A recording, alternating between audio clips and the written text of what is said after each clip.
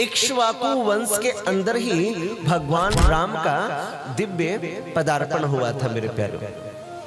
तो इनकी बहुत सुंदर ये सूर्य वंश की ये कथा है ये, क्योंकि चंद्र वंश बाद में आता है, पहले सूर्य वंश आता है। और सूर्य वंश में कौन प्रकट हुए थे? मर्यादा पुरुषोत्तम भगवान राम आए थे। उसके बाद फिर भगवान श्री कृष्ण इस धराधाम को धन्य करने के लिए प्रकट हुए थे।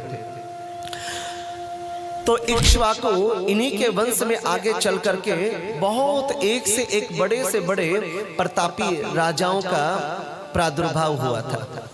सूर्य वंश चारों तरफ सूर्य की भांति जो हमेशा ही प्रसारित और सूर्य वंश के अंदर एक से एक बड़े बड़े दिव्य महर्षियों का दिव्य मेरे प्यारे प्रकटोत्सव, उनका जन्म और इस धराधाम को धन्य करना। इन्हीं के वंश में आगे चल करके युवनाश्व हुए और युवनाश्व का पुत्र मानधाता और मानधाता का पुत्र अम्बरीश। ये अम्बरीश जो हुए थे ये बहुत प्रभु के बड़े सुंदर दिव्य भक्त थे। बहुत अद्भुत इनके जीवन के अंदर हमेशा धर्म प्रिय था, धर्म के पथ के ऊपर चलते थे अम्बरीश, और हमेशा एकादशी का व्रत किया करते थे।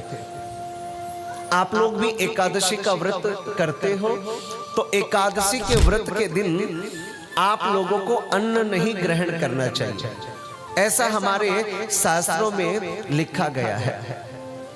ठीक है ना? जो अन्न खाता है, जो दाल भात खाता है, वो पाप का भागी बनता है।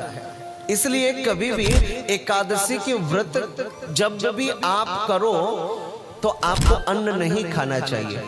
और जिस दिन एकादशी हो, जो व्रत नहीं करता है उसको भी दाल और भात बिल्कुल भी नहीं खाना चाहिए, ऐसा शास्त्रों में बिल्कुल स्पष्ट लिखा गया है। समझ गए ना मेरी बात को?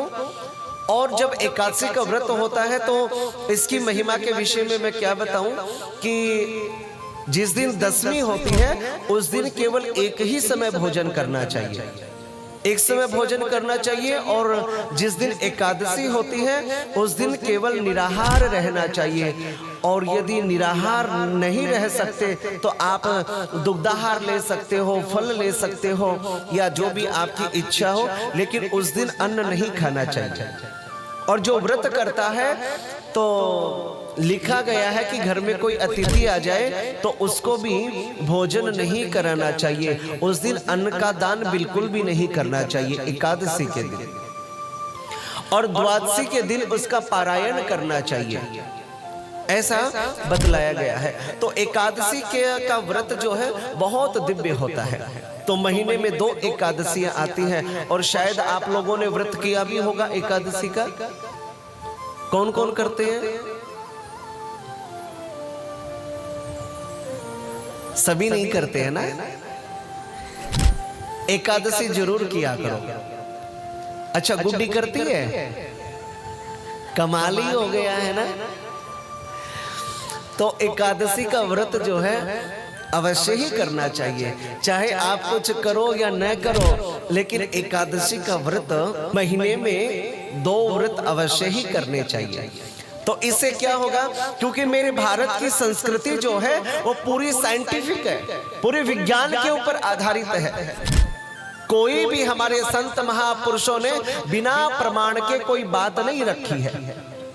और विज्ञान भी यही कहता है कि कम से कम 15 दिन में या सप्ताह में एक बार अपनी मशीनरी को, अपने पेट को आराम देना चाहिए, ताकि आपके पेट की समस्या ना हो, आपके शरीर के अंदर रोग ना पनपे।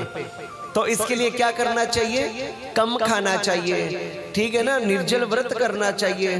तो इससे जो है ना आपके जो पेट की जो समस्याएं होती हैं, जो बीमारियां होती हैं, वो भी धीरे धीरे खत्म होने लग जाती है। तो एकादशी व्रत की बहुत सुंदर दिव्य महिमा गाई गई है।